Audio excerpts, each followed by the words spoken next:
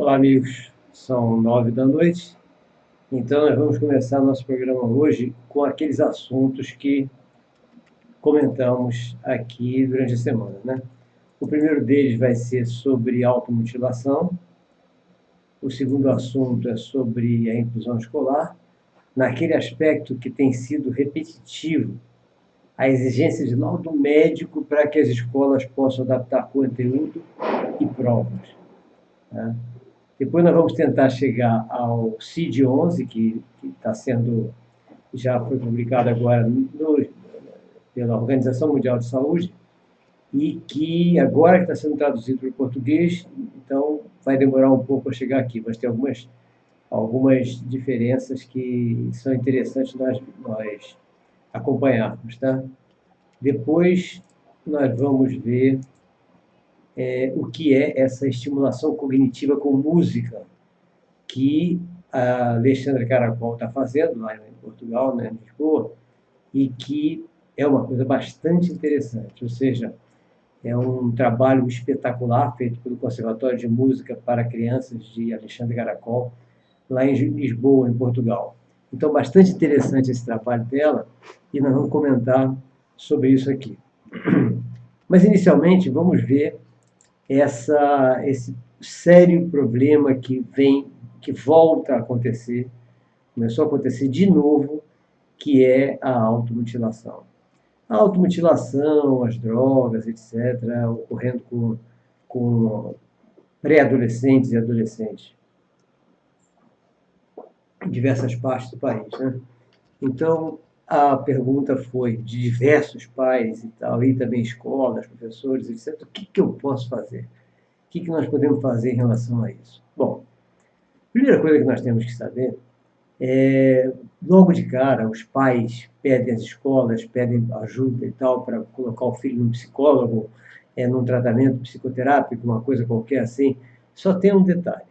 Vamos primeiro analisar quais são as causas mais frequentes que faz com que essas crianças e esses adolescentes entrem num processo de automutilação, de droga também, para que nós possamos, então, cortar o mal pela raiz. Não é ficar querendo consertar a consequência. Vamos observar a causa. Então, nós temos 3 causas, temos muitas causas, mas 3 causas eu considero as mais importantes, porque foram as que eu mais encontrei até agora. Tá? Pela minha prática, o número de pessoas que eu encontrei com essas 3 causas foi muito grande, que é o quê? Primeiro, carência afetiva. Segundo, conflito familiar. Terceiro, orientação sexual enganosa. Vamos ver o que significa isso? Bom, primeiro, a carência afetiva. A carência afetiva, que eu tenho comentado bastante em muitos lugares, tem sido muito mal entendido por uma série de pais. Por quê?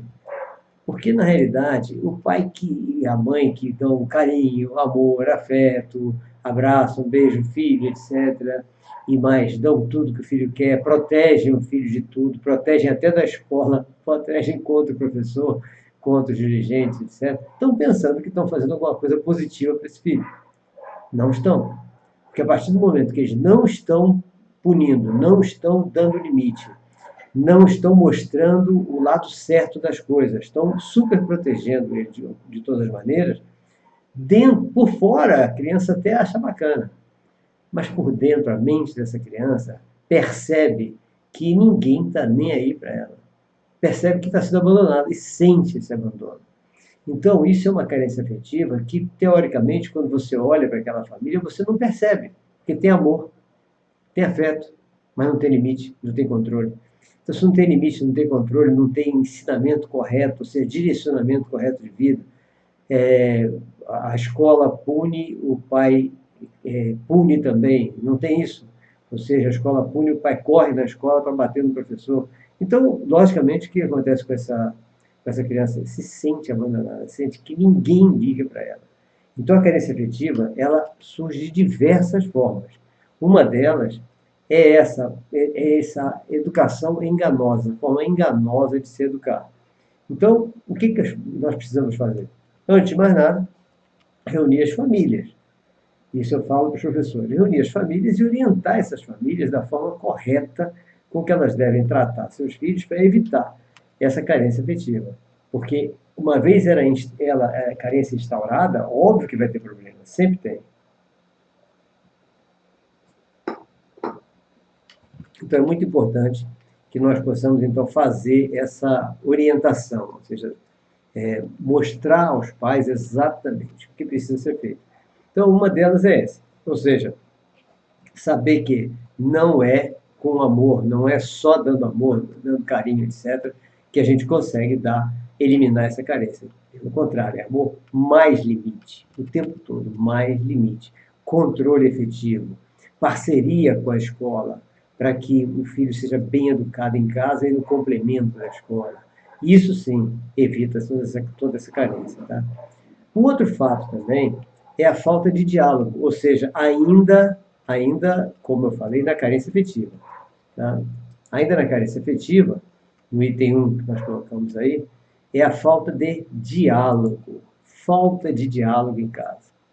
A falta de diálogo em casa é um problema sério. E essa falta de diálogo, nós vamos alcançar tanto a carência afetiva como o conflito familiar, que é o item 2. Tá? Vamos ver o que significa, então, essa falta de diálogo que atinge os dois primeiros itens. Hoje é comum nós sabemos como é que está a falta de diálogo. Basta você entrar em qualquer casa, em qualquer residência, que você vai ver o pai no celular, a mãe no Facebook, o filho também, cada um por um canto, ninguém se reunindo, ninguém conhece ninguém, ninguém conversa com ninguém. Na hora das refeições, cada um pega seu prato e vai para o quarto, comer no quarto, ou se sentar num local, vendo televisão, continuando o jogo. Ou seja, todo mundo separado, todo mundo desligado, ninguém ligado com ninguém. Cadê a relação amorosa familiar? Zero. Cadê o diálogo? Zero. Lógico que traz carência. Traz ansiedade, traz angústia, traz carência. Porque enquanto esse povo todo está nas redes sociais, pensando que está conversando com um monte de amigo, que está cheio de amizade, cheio disso, cheio daquilo, está nada, está abandonado ali, está falando com milhões de pessoas, aquilo é uma enganação. É uma tremenda enganação. E o pior, é um vício. E cria uma dependência. Então, o que nós precisamos? Nós precisamos quebrar essa coisa, quebrar isso. Quebrar essa linha para poder as coisas voltarem a ver o diálogo, que aí você vai eliminar dois pontos, a carência afetiva e o conflito familiar. Tá? Como é que a gente faz isso? A recomendação é a mesma de sempre, tem vídeos meus sobre isso, tem artigos comentando, eu falo em todas as reuniões, falo em tudo que é encontro que a gente tem, palestras, conferências. É um momento, criar um momento tradicional de conversa amigável, aberta, franca, sincera, sem interrupções, da família, à volta de uma mesa. Simples. Uma refeição, um lanche, um jantar, um almoço. Então, junta todos os familiares ali à volta daquela mesa e vamos conversar abertamente. Mostrar que aquela conversa não tem nada a ver com os assuntos do dia.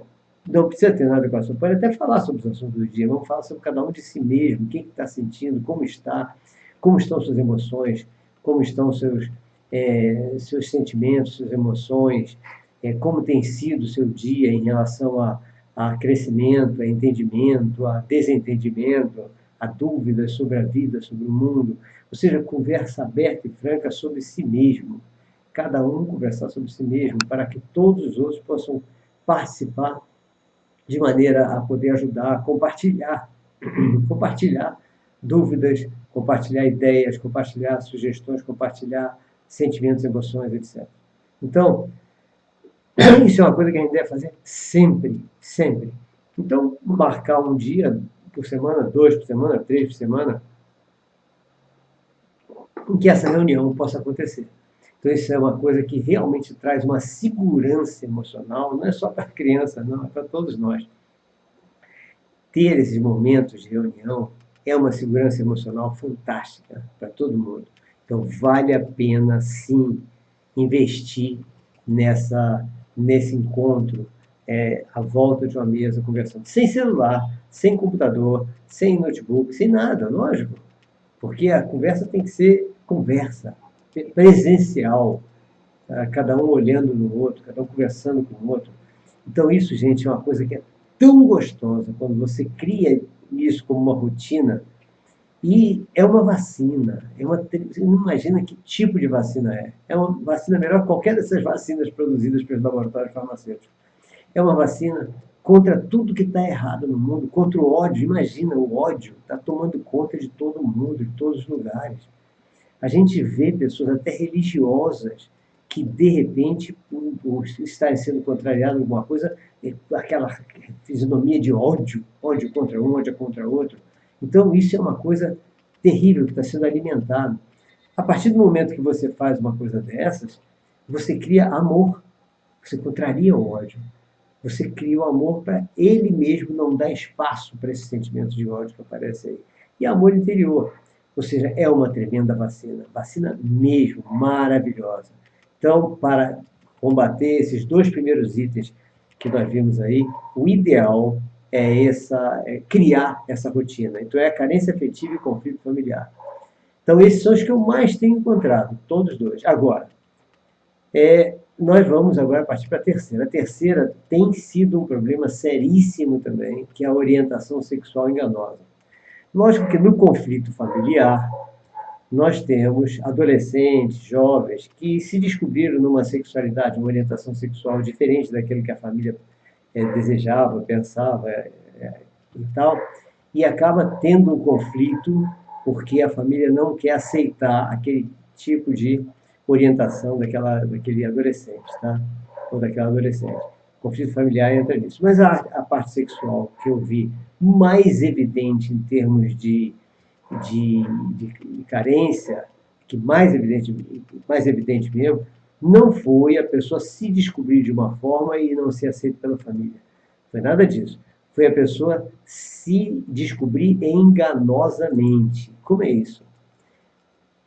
Várias pessoas, conversei com muitas, tá? Que estavam quase se mataram mesmo, quase entraram na reta final, e que estavam totalmente infelizes, ansiosos, principalmente meninas, mais meninas que meninas, mas também muitos meninos, ansiosos, angustiados e tal, perdendo o sentido da vida, perdendo a vontade de viver, perdendo tudo, e tendo um relacionamento afetivo com o seu namorado, sua namorada, etc. Mas o relacionamento afetivo enganoso. O que significa enganoso? Enganoso é o hétero está se relacionando com uma pessoa do mesmo sexo, ou o homo está se relacionando com a pessoa do sexo oposto. Então, isso é um enganoso, ou seja, a pessoa está pensando que gosta daquele gênero e não sente essa atração. Porque essa atração, nós sabemos, é biológica. Ela foi construída lá antes da pessoa nascer, entre os 30 e 70, 60, 75 dias após a fecundação. Então, então por que ocorre uma sexualidade enganosa? Isso já foi construído antes. Porque isso foi construído antes, que nós podemos ver no nosso artigo sobre construção da personalidade sexual, mas o cérebro guarda programa todos os elementos sensores para que o disparo da atração sexual se dê na adolescência. Então, na adolescência, quando vier à tona a orientação sexual, já vem com a pessoa madura, madura adolescentemente, né, falando. Né? Mas o que está acontecendo hoje com todas as crianças? As crianças estão sendo bombardeadas com hormônios de toda a natureza. Então, a puberdade está avançando cada vez mais cedo, antes do processo que seria o normal da adolescência. E aí a puberdade a puberdade chega, ou seja, o disparo hormonal para a atração sexual chega, exatamente numa faixa etária, que é a faixa etária que nada deveria ter com sexualidade. Essa faixa etária, nada que seria dos 7 até dos 7 anos até os 11, por exemplo, 11, 12 anos, nada deveria ter com sexualidade. E, inclusive, para ajudar na formação cerebral, essa criança, nessa fase dos 7 aos 12 anos, ela só quer, teoricamente, brincar com a pessoa que tenha o mesmo cérebro que ela. Se o cérebro é masculino, com a pessoa que tem o cérebro masculino. Se o cérebro é feminino, com a pessoa que tem o cérebro feminino. Então, isso significa, para que isso? Para reforçar as características daquele cérebro feminino ou daquele cérebro masculino. Então, há uma necessidade dessa aproximação para brincadeira, para jogos, passatempos, diversões, de cérebro masculino com masculino, cérebro feminino com feminino. Nessa fase, que nada tem a ver com sexualidade. Mais tarde, ao vir a adolescência, sim, essas áreas cerebrais das diferenças sexuais já foram formadas, então aí sim surge a atração sexual pelo cérebro oposto, ou seja, o cérebro masculino sente atração pelo feminino, o cérebro feminino atração pelo cérebro masculino. Mas isso é após a adolescência. Isso tá, só que as crianças estão tendo isso antes desse amadurecimento mental. Então, o que acontece? Misturam as duas atrações, a atração para reforço do gênero com a atração sexual. Então, isso engana. O garoto pensa que é homossexual, a garota pensa que é homossexual e pode não ser.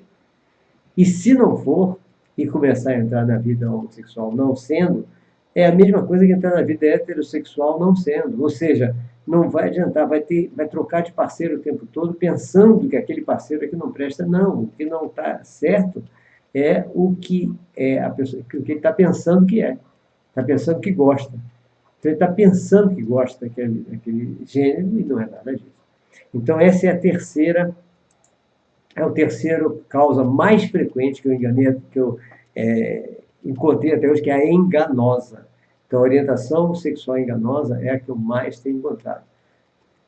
Mas depois dessas primeiras, né? Carência afetiva, normal, e o conflito familiar. Então, a partir do momento que nós orientamos, nos dois primeiros a família e no terceiro a própria criança, a própria adolescente, nós estaremos eliminando as causas e não eliminando consequências da automutilação ou da droga, etc. Tá? E é interessante que quem quiser, para os pais, nós temos um vídeo no nosso canal do YouTube, o artigo no nosso blog, que comenta exatamente sobre isso. Está aí o nome, é IRP Educação Baleia Azul, que as famílias devem saber. E o blog é robertoanderson.blogspot.com/. E esse artigo é 2017-04, Baleia Azul, que as famílias devem saber. Tá? É só entrar no Blogspot, robertoanderson.blogspot.com, e colocar lá na busca Baleia Azul, ou IUP Educação Baleia Azul. Ok? Então, com isso, a gente já... Esse vídeo é uma orientação para os pais, passa por tudo isso que eu falei, mais ainda, o vídeo tem 10, 12 minutos, para que a gente possa realmente evitar e tirar os filhos dessa. Né? Esse diálogo frequente faz com que haja uma integração tão grande e a criança ou adolescente acaba não precisando mais buscar nada na rua, porque já tem tudo em casa, é óbvio, né? Tudo em casa. Então é uma coisa maravilhosa quando a gente consegue trazer essa união familiar. E por meio de uma coisa tão simples, né? Ou seja, por meio de reuniões à volta de uma mesa, num lanche, num jantar, etc., em que todos possam conversar à vontade falando sobre si mesmo. Essa é a ideia. Tá? Então, esse é o detalhe. Visto isso, quem tiver alguma dúvida, entre em contato pelo nosso e-mail, WhatsApp, Face também, etc. E vamos para o nosso segundo tema, que é a polêmica, de novo, continua a polêmica do laudo médico. Então é impressionante como é que tem escolas que ainda chamam os pais, como agora hoje em Recife, e chama a mãe e diz: mãe, tem que trazer um laudo médico para nós podermos adaptar o conteúdo das tarefas, das provas do seu filho, senão ele vai ser reprovado. Como é que é isso? Como é que é essa história? Como é que pode ter que ter um laudo médico para poder adaptar o conteúdo e as provas? O que o médico entende de educação? Que laudo médico, que diagnóstico médico vai mostrar para o educador se o aluno precisa ou não de um atendimento educacional especializado? Laudo médico? Essa escola ou essas escolas estão completamente enganadas. E ainda tem mais uma coisa. É proibido exigir laudo médico, proibido, tá? Exigir laudo médico para o atendimento educacional especializado. Não se pode exigir nada disso. Isso está aqui, ó, nota técnica 04/2014, MEC, SECAD, DPE, de 23 de janeiro de 2014, que foi uma das notas técnicas que deu origem à Lei Brasileira de Inclusão. Então, três trechinhos interessantes.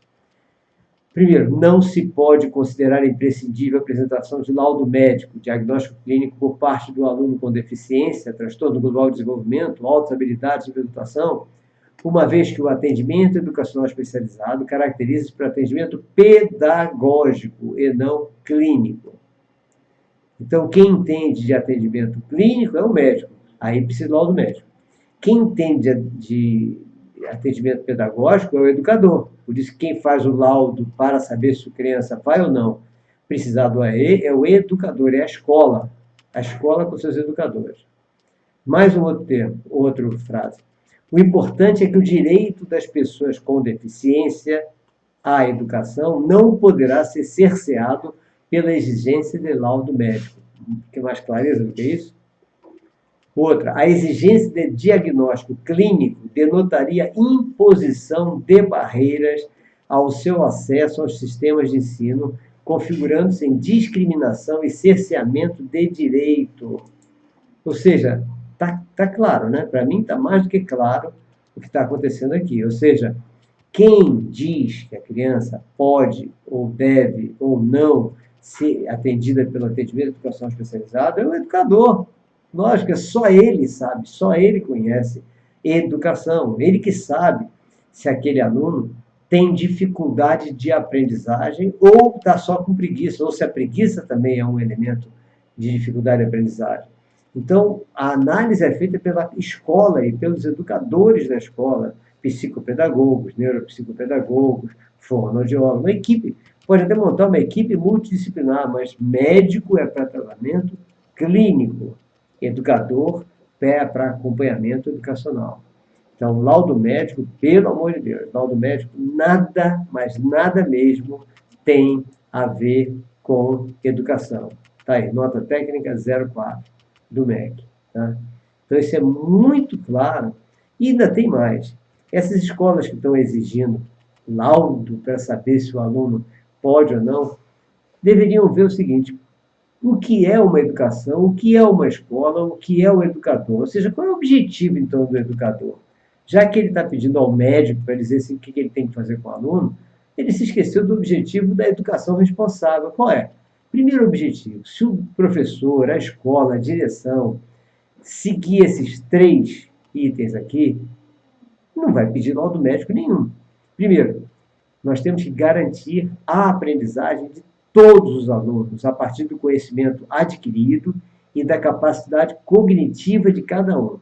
Então, repare só, para você garantir isso, precisa que você analise o aluno.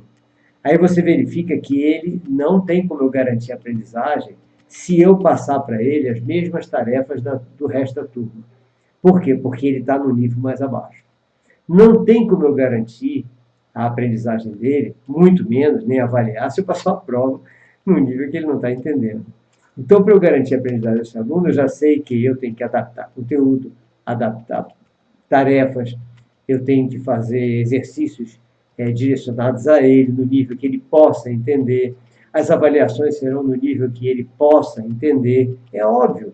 E se eu tiver na minha escola um núcleo de atendimento à educação especializada, eu vou analisar esse aluno tem como ser desenvolvido a parte cognitiva dele pelo AEE, ou eu posso enviar para o SEMAI, ou seja, o Centro Municipal de Atendimento à Educação Especializada. Então, eu analiso, educador, escola, educadores, analisamos e dizemos, não, esse aluno precisa de um reforço para melhorar a capacidade cognitiva dele. E isso não dá para fazer em sala de aula. Em sala de aula é intelectualidade, é adaptar tarefas, provas, adaptar explicações, etc. Isso é sala de aula. Agora, para melhorar o cognitivo, exercícios que melhoram a capacidade de cognição, a capacidade de aprendizagem, é que precisa de um especialista, que esses especialistas estão no atendimento educacional especializado.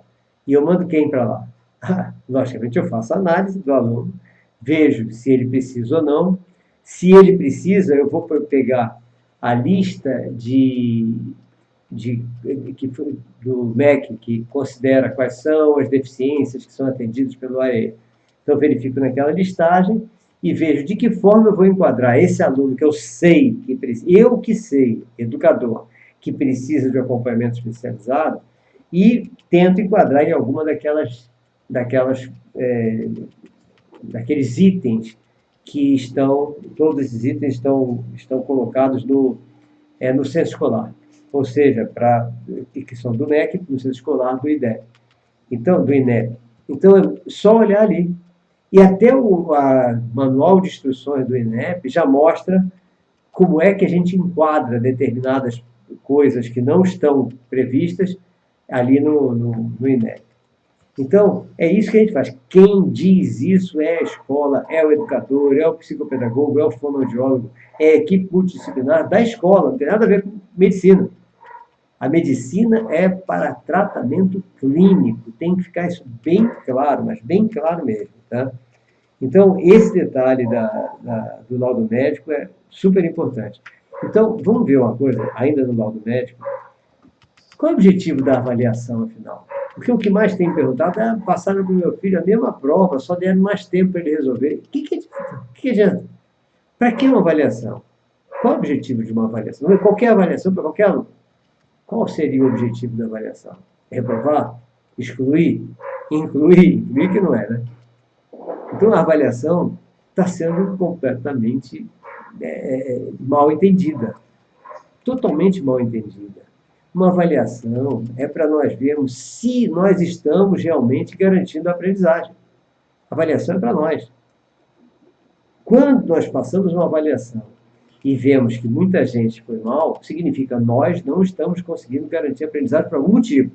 Ou nós não estamos sabendo passar a matéria, ou nós não estamos sabendo orientar os alunos na forma de estudar, ou nós estamos criando uma enganação tremenda. Para evitar isso, o que muitas escolas, muitos professores fazem?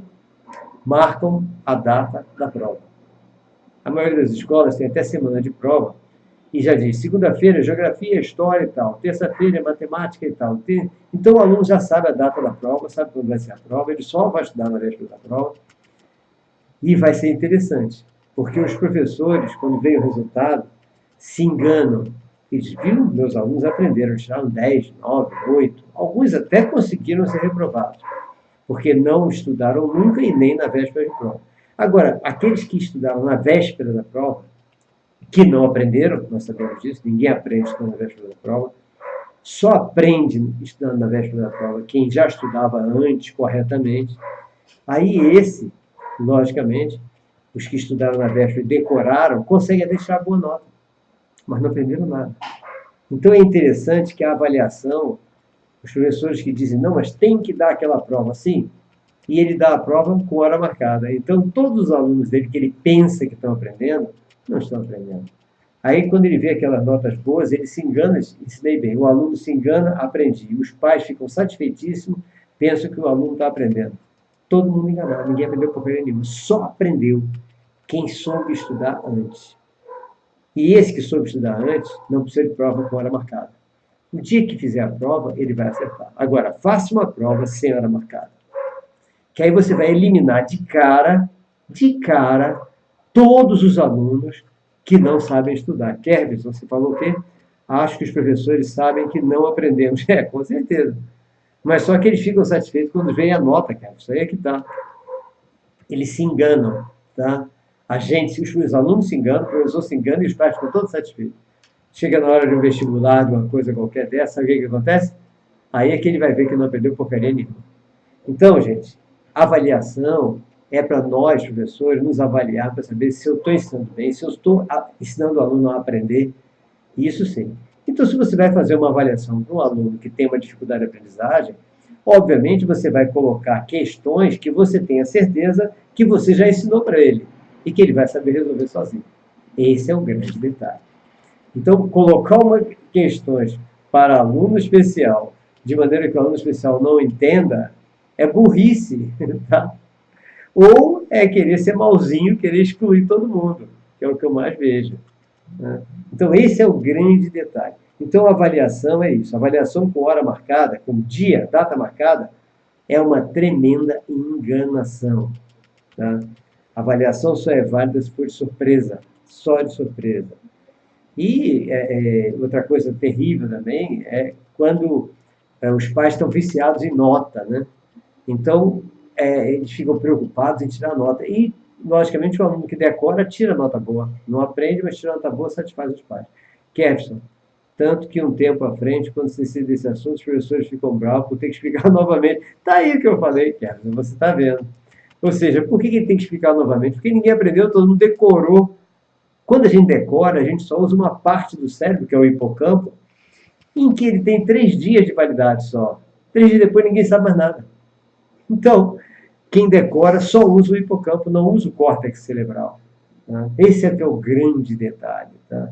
Então, esse é um detalhe que engana bastante. Então, isso nós estamos falando na escola exigindo laudo médico. Já sabemos que é um absurdo e não pode exigir laudo médico, como eu coloquei. Cadê? Onde é que está? Aqui. Aqui está a nota técnica do MEC que mostra isso. Tá? Bom, então, aí observe o objetivo da educação. Então, nós vimos, primeiro, garantir a aprendizagem, é o que nós estamos vendo. Segundo objetivo, identificar e desenvolver habilidades visando a autonomia do aluno. Gente, se a gente tem um aluno especial em sala de aula, tá? Não é para ficar excluindo ele, botando prova que ele não sabe. Não, nós temos que identificar e desenvolver a habilidade dele. E nós só vamos conseguir fazer isso, se estivermos elevando a autoestima dele. E como é que nós vamos elevar a autoestima de um aluno dando uma prova que ele não sabe nada, fazendo uma tarefa que ele não entenda? Então nós temos que fazer coisas que ele se sinta bem, sinta que aprende, para descobrir, identificar, desenvolver habilidade, porque o que nos interessa com esse aluno é que ele sinta que está aprendendo o tempo todo, para que nós possamos ajudá-lo a identificar suas habilidades, para desenvolver, estimulá-lo a ser autossuficiente um dia, desenvolver a sua autonomia, que é o segundo item, desenvolver a autonomia do aluno, ou seja, identificar e desenvolver a habilidade visando a autonomia do aluno. Isso é professor. Professor que se preocupa em garantir a aprendizagem de todos, em identificar e desenvolver a habilidade visando a autonomia, é um professor. E o terceiro ponto é que em toda a sala nós temos que estar sempre promovendo a socialização. É óbvio, né? Isso é fato, a socialização é importante. Então, a escola e o professor, as escolas e os professores que seguirem esses 3 itenzinhos simples, saberão incluir, saberão estar no processo de educação inclusiva. Agora, há métodos, como eu já tenho vários vídeos e artigos meus mostrando o nosso método, que é o método de dinâmica grupal com escola invertida. Então, eu ensino em todo lugar, quem quiser aprender, fale com a gente, para a gente fazer um treinamento, etc., porque esse método facilita bastante o professor e permite que todos aprendam. Todos esses três itens acabam sendo muito bem desenvolvidos nesse método, tá? Isso aí é fantástico, isso aí. Tá? Agora, então, já que nós falamos de educação, estamos falando de autismo, pessoas com deficiência, déficit, algum tipo de déficit de aprendizagem, etc., vamos ver o que está acontecendo, que está causando uma polêmica danada em relação ao CID, que é o Código Internacional das Doenças. Tá? Então, o que aconteceu? Nós estamos seguindo o CID-10 e agora foi lançado o CID-11 e está uma polêmica danada, muita gente querendo saber o que aconteceu com os autistas, com o TDAH, a partir do lançamento do CID-11. Então, como é que é isso?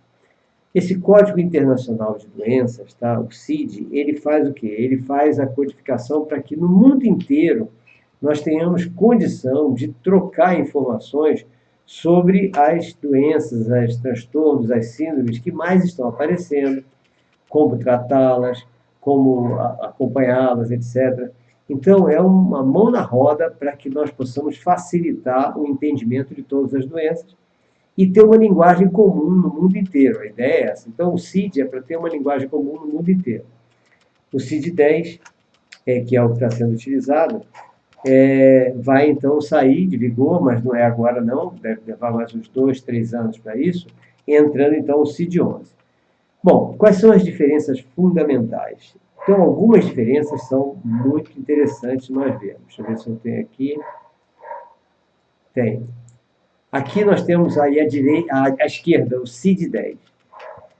Como nós estamos falando de crianças especiais, adolescentes especiais, no CID-10, vamos ver à esquerda, tem autismo. O autismo é tratado como transtorno global de desenvolvimento. Então, nesse tratamento como transtorno global de desenvolvimento, tá, fica bastante difícil enquadrar a pessoa em alguma coisa que os médicos levam um tempão tentando fazer o enquadramento, não conseguem. Mas enquadrar para quê? Porque para ter algumas vantagens em termos de INSS, de ajuda, auxílio, etc., precisa que esteja constatado a doença, o transtorno, a síndrome, com o código correspondente, que ainda é o CID-10, depois que vai ser o CID-11. E ele é muito complicado. Às vezes o médico não consegue fechar um diagnóstico, porque é complicadíssimo, falta muita coisa, tanto para o autismo como aqui embaixo para o TDAH também. Autismo e TDAH é muito difícil, muito complicado para a gente enquadrar todo mundo. Bom, então o que aconteceu? A Organização Mundial de Saúde lançou o DSM-5, que é um manual de instruções, mas que não tem código, não está com codificação, em que já trata o autismo como transtorno de espectro autista. Tá? E trata o TDAH como TDAH hiperativo, TDAH desatento, etc. Ele já começa a distribuir melhor. Então, o DSM-5 auxilia bastante o médico, mas o médico precisa dos códigos que têm que ser buscados aqui no CID-10. Como é que está o TDAH no CID-10? No CID-10, o TDAH é enquadrado como transtorno hipercinético, na área de transtornos hipercinéticos. E os transtornos hipercinéticos são muitos. Agora, normalmente, o transtorno hipercinético está ligado à hiperatividade e à impulsividade. E o TDAH, sendo colocado aqui, não tem espaço para o TDAH com predominância de desatenção. Só tem espaço para o TDAH com predominância de hiperatividade, impulsividade, etc. Tem até uma pergunta que me fizeram, qual é a diferença entre hipercinético e TDAH? Né? Sinestésico, não é sinestésico. Hipercinéticos e TDAH. O TDAH pode ser hipercinético, ou seja, pode ter hiperatividade, impulsividade, e pode não ter, porque tem o TDAH predominantemente desatento, que não tem nada a ver com a hiperatividade. E tem vice-versa, tem aquele que só tem hiperatividade e não é desatento. Tá? Então a diferença é que o TDAH pode ser desatento, pode ser hiperativo, pode ser hipercinético, não. Hipercinético é hiperatividade, impulsividade o tempo todo. Ok? Essa é a diferença. Bom, então, vamos ver o seguinte. Aqui está o CID-10. Como é que vai ser no CID-11? Vai ser muito melhor. Então, vem aqui para a coluna da direita e veja o seguinte. Transtorno de espectro autista. Então, agora, o CID-11 vai poder enquadrar o transtorno do espectro autista com todas as suas características, que é inespecífico, atípico, com deficiência intelectual, sem deficiência intelectual, com transtorno de linguagem, sem transtorno de linguagem, etc.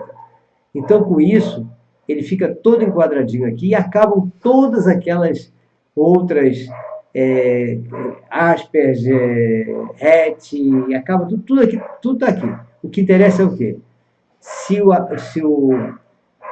autista é atípico, inespecífico, se ele tem deficiência intelectual ou não, se ele tem transtorno de linguagem ou não.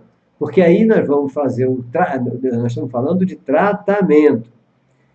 Então, CID-10, DSM-5, CID-11, tudo isso é para médico, para tratamento clínico. Lembrem, isso nada tem a ver com educação, nada tem a ver com atendimento educacional especializado, nada. Isso é para conseguir auxílio de INSS, essas coisas todas. Mas nada para a escola, nada para a educação. Mas, de qualquer maneira, vamos ver agora o TDAH. No CID-11, o TDAH, ele vem predominantemente desatento. predominantemente hiperativo, impulsivo, e outros casos também. Tá? E todos os dois, tanto o transtorno do espectro autista como o TDAH, eles estão enquadrados na área de transtornos de neurodesenvolvimento. Quando esse CID-11 chegar aqui, vai ficar mais fácil para a medicina, para o tratamento, para conseguir alguma vantagem, algumas auxílios governamentais, etc., vai ficar bem mais fácil. Por enquanto está difícil, que o CID-10 é complicado. Tá? Agora, então, essa é a diferença entre o CID-10 e o CID-11, agora o CID-11 vem depois. Quanto mais cedo chegar, melhor, porque facilita bastante, mas bastante mesmo. Agora, qual é a relação entre esses CIDs e o AEE? Bom, como eu falei anteriormente, nenhuma. Ou seja, nada tem a ver isso com atendimento educacional especializado. Tá? O CID é para medicina. Então, está aqui, os critérios do CID são para tratamento clínico e não educacional. Ok? Viram ali? Então, CID é para tratamento clínico. Então, a escola que exige o CID para colocar o menino no AEE está errada. Não tem que exigir nada disso para AEE. Quem é que define se a criança vai para o AEE? Segunda linha aqui. A escola analisa se o aluno precisa ou não de atendimento educacional especializado e o enquadra na listagem apresentada pelo MEC no censo escolar. É exatamente isso. Então, no censo escolar tem todas aquelas características, aí a escola analisa, enquadra ali e pronto. Se for uma escola pública, tem que enquadrar mesmo, porque vai receber uma verba extra, etc. Se for uma escola particular, não enquadra ou não enquadra. O que interessa é fazer o atendimento correto para essa criança não ser excluída, para essa criança ser incluída de verdade, ou seja, que ela seja garantida a aprendizagem dela, seja desenvolvida as suas habilidades visando sua autossuficiência, sua autonomia, e que seja proporcionada a sua socialização. Tá? Então, isso é muito importante, as pessoas estão esquecendo. Então, nada a ver CID com educação. Então, quem está querendo... E a escola, o professor que exigir o CID... qual é o CID?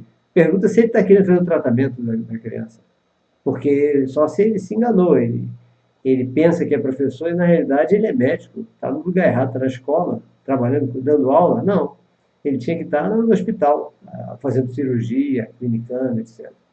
Então, que fique claro que CID é para tratamento médico. AE nada tem a ver com CID. Nada tem a ver com isso, tá? Bom, então, em relação a isso, deixa eu ver se tem mais alguma coisa aqui. Não. Mas veio essa pergunta que foi feita, deixa eu mostrar aqui para vocês, para quem não viu, que é por que há mais menino do que menina no transtorno de espectro autista? Bom, essa pergunta foi feita agora há pouco, né? Foi ontem, anteontem, uma pergunta, e já outras pessoas me perguntaram também. Na realidade, a explicação é uma explicação que eu nunca aceitei muito. Por quê? Não vai ao ponto-chave que nós queremos. Nós queremos saber a razão principal. E na explicação, então, a explicação muito por alto. Ou seja, na realidade, não é porque... teve até uma publicada no American Journal of Human Genetics. Tem alguns anos isso. Que mostrando o seguinte, que o problema está na diferença genética entre os meninos e as meninas. Em que as meninas, elas têm muito mais resistência do que o homem no acúmulo, deixa eu ler o que eles escreveram.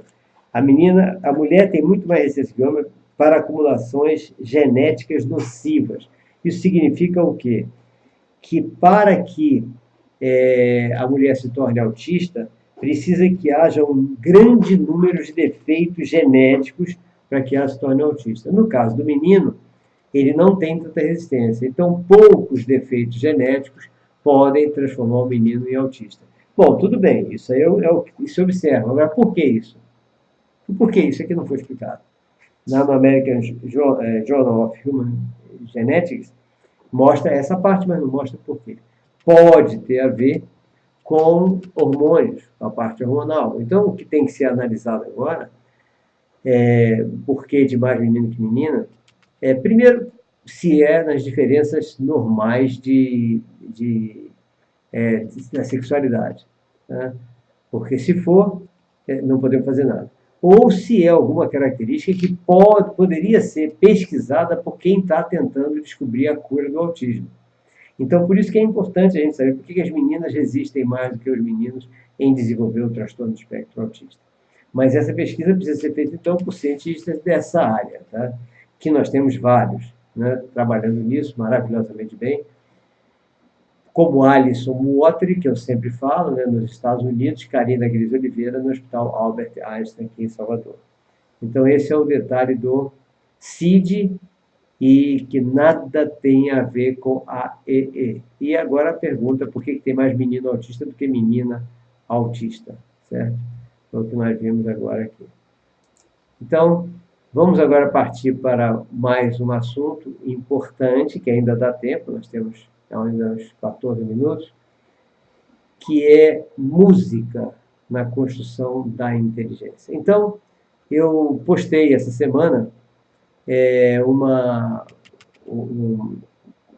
anúncio sobre a Alexandra Caracol, lá em Lisboa, que ela está desenvolvendo no seu Conservatório de Música para Crianças em Lisboa uma estimulação cognitiva por meio da música. Gente, é uma coisa fantástica. É algo espetacular. Por quê? Porque a música, na realidade, ela é captada pelos nossos neurônios de uma maneira completamente diferente, tá? Ou seja, isso já tem tempo. Desde 1989, que Gordon Shaw ele descobriu que a atividade cerebral, a nossa atividade cerebral é muito semelhante, a frequência da nossa atividade cerebral é muito semelhante à frequência da música barroca. Isso é fantástico, porque significa que, com certeza, se nós, então, ouvíssemos a música barroca, nós poderíamos estar estimulando essas frequências cerebrais para que o cérebro se desenvolvesse melhor. E é verdade. Então, começou-se a fazer uma série de experimentações. E agora, a Alexandra Caracol, em Lisboa, no seu conservatório, está publicado na nossa linha de tempo aí, o endereço, tudo, quem for a Lisboa, e os meus amigos também de Portugal, que estão mais perto, né, do que os daqui, que apareçam e vejam isso, que é maravilhoso. Já é sabido que algumas das composições de Mozart realmente aumentam a capacidade intelectual das pessoas. Das pessoas, não é só das crianças, não. Agora, é perigoso até a gente falar isso, porque as pessoas querem exagerar, às vezes, né? Então, tem mãe americana que coloca o filho para ouvir direto, por exemplo, vou botar aqui para vocês verem, a Sonata para 2 pianos em Ré maior, de Mozart, o Concerto para Violino número 3 em Sol maior, de Mozart, o Concerto para Violino número 4, Ré maior, tudo de Mozart. Eu estou botando isso, mas não é para vocês pegarem isso e começar a botar seus filhos pequenininhos para ficar ouvindo isso de manhã, de tarde, de noite, não. Porque tudo que é exagero estressa, então o efeito vai ser contrário. Mas, certamente, essa sonata, esses 2 concertos, eles estimulam, sim, a intelectualidade. Eles aumentam, sim, a capacidade de aprendizagem.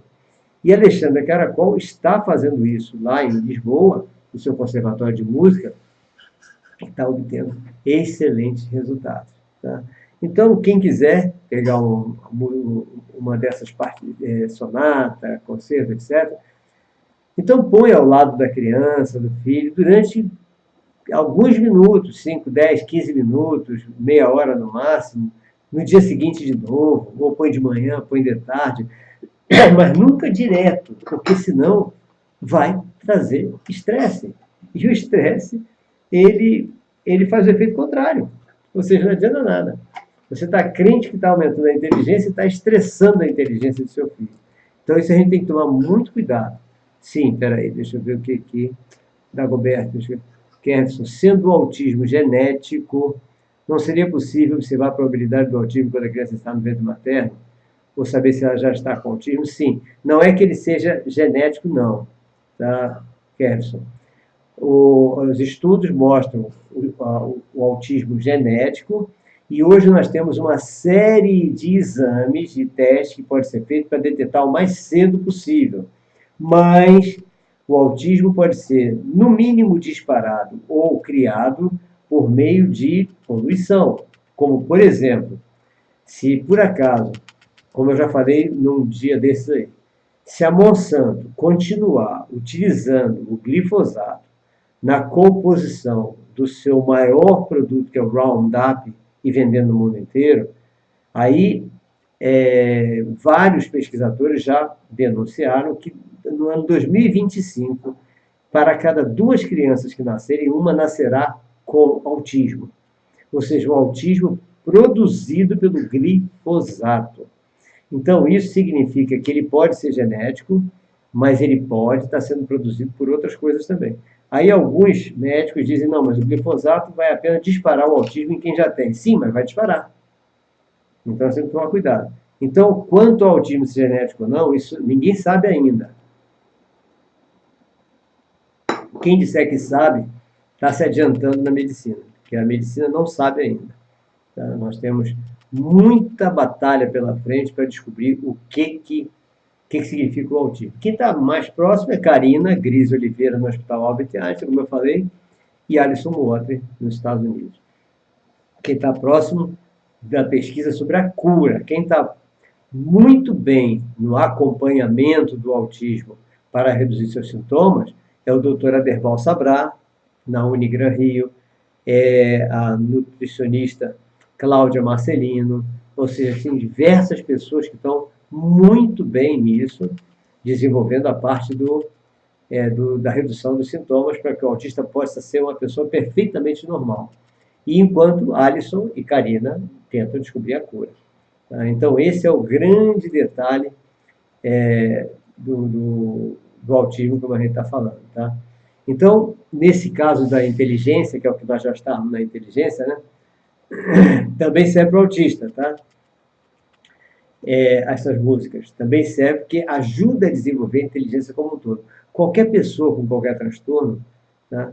Essas sonatas, esses concertos, as músicas mais para o barroco, elas desenvolvem maravilhosamente bem o cérebro e a capacidade cognitiva. É algo muito interessante, muito bacana de se pensar, tá? Isso aí é fantástico. Agora, como eu falei, sem exagero, né? Nada de exagero, porque senão daqui a pouco estressa. É como, por exemplo, uma coisa que é interessante nós sabermos, tá? As pessoas têm mania de colocar aquele mobile, né, em cima do berço das crianças. O mobile em cima do berço das crianças, ele é fantástico, porque ele estimula todo o cérebro da criança. Estimula maravilhosamente bem. Só tem um detalhe: não pode ficar o tempo todo ali. Porque se ficar o tempo todo, vai estressar. Então, em vez de estimular, estressa. E as pessoas deixam o móvel preso no berço direto. Deveria vir, não sei se vem, com um manual de instruções. Deixe durante 1 hora. De tarde põe mais 1 hora, mas não o dia inteiro. Né? Então, tudo que a gente faz, principalmente no desenvolvimento das crianças, tem que ser com parcimônia, tá? Nada de exagero, para evitar que realmente venha o estresse. E é como os adolescentes, por exemplo, vários amigos meus adolescentes, que eu já falei, o exagero de ficar nas redes sociais. Então, isso é muito perigoso. Nós temos que ter horários para assistir às redes sociais, para nós conversarmos com todo mundo, etc. E temos que ter horário para desligar tudo, para ficar atento a fazer outras atividades que não sejam nas redes sociais. Isso é super importante para evitar justamente o estresse, que das redes sociais é pior por causa da dependência que tem sido criada em uma porção de gente ao ficar nas redes sociais. Então, esse essa parte do autismo, de Lisboa, Alexandre Caracol, que é o música no desenvolvimento cognitivo. Tá? Isso, como eu falei, voltei aqui, quem descobriu isso inicialmente foi Gordon Shaw. Imagine, em 1984, tá? Ele percebeu essa relação entre a música barroca e principalmente as Mozart. As Mozart são as principais. Tá? E lembrar quem estiver indo a Lisboa, ou o pessoal de Portugal, visitar lá o Conservatório de Alexandre Caracol. O endereço está aqui na minha linha do tempo, para quem quiser ir lá. Ok? Então é isso, vamos ver se tem mais alguma coisa aqui que nós possamos ter esquecido. Fala que eu anotei. Acho que isso não. Eu acho que nós cumprimos tudo. Apenas agora lembrar aquela história do ódio e do amor.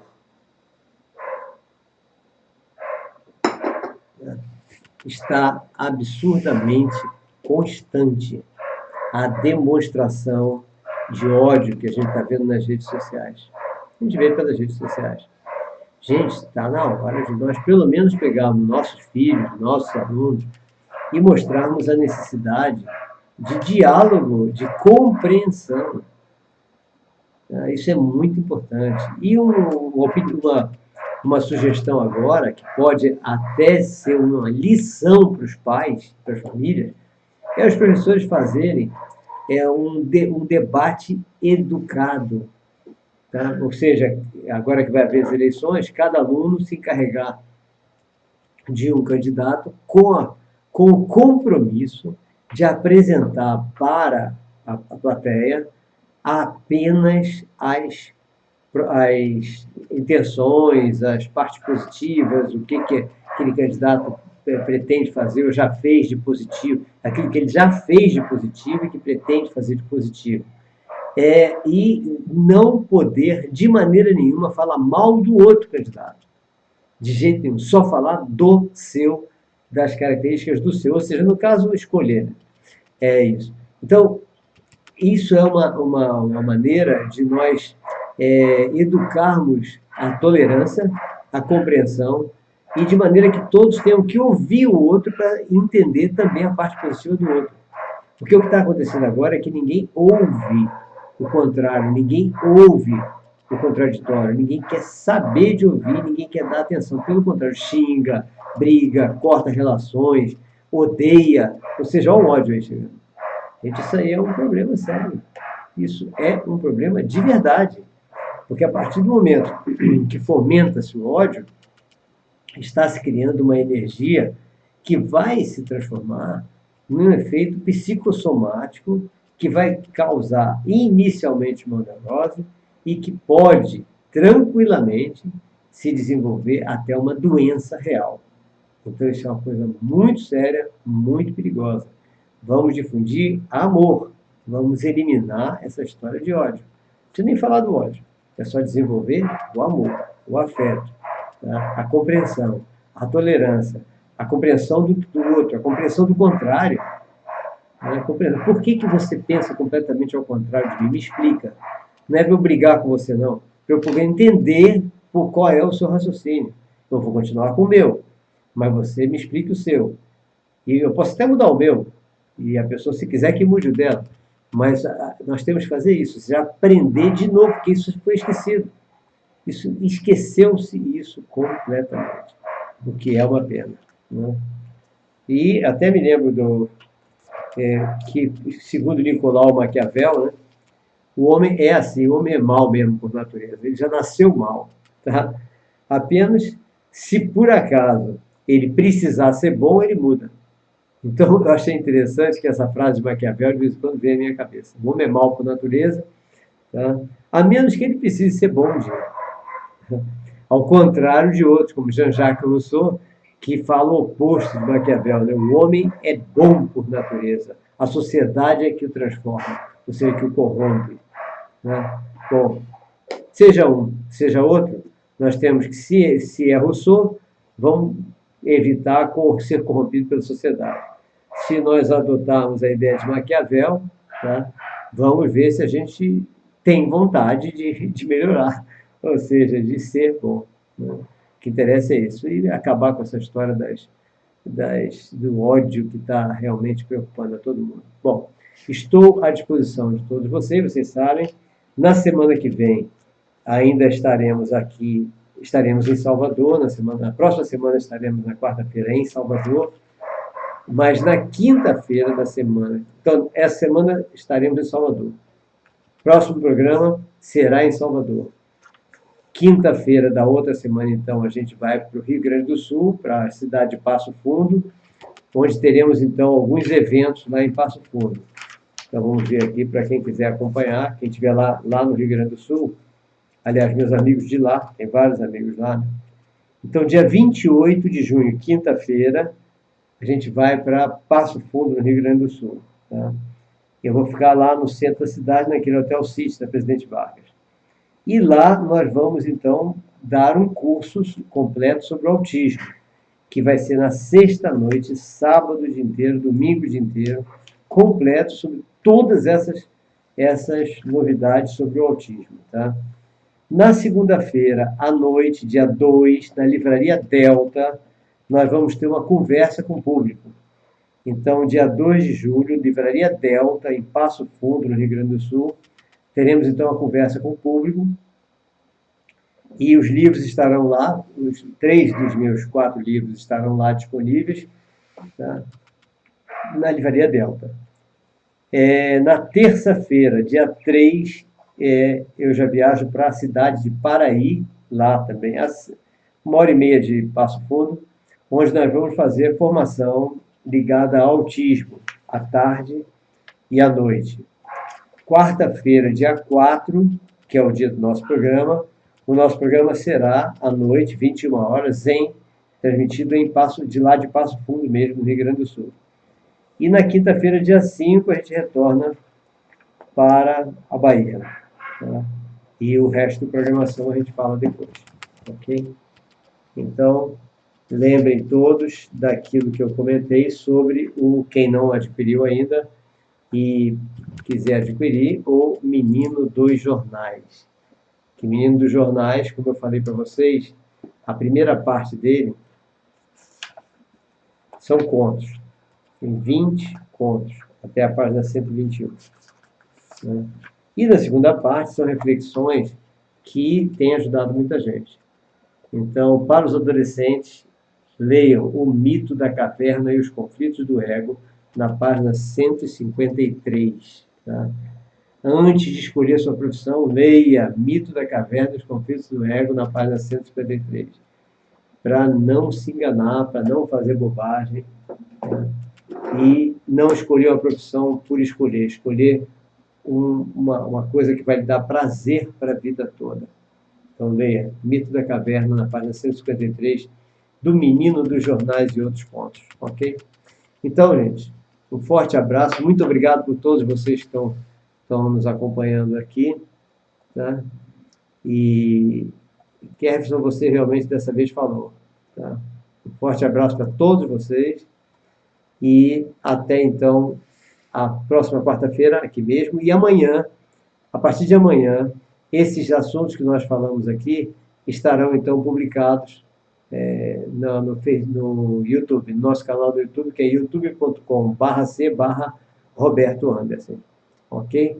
Forte abraço, então, e até a próxima quarta-feira, ou nos vídeos que nós vamos publicar essa semana sobre cada assunto desse. Eu vou destacar pedaços, para ficar mais fácil, por assunto. Ok? E qualquer coisa, escreva para mim. robertoanderson@gmail.com, ou pelo WhatsApp, ou pelo Facebook. Ok? Até mais.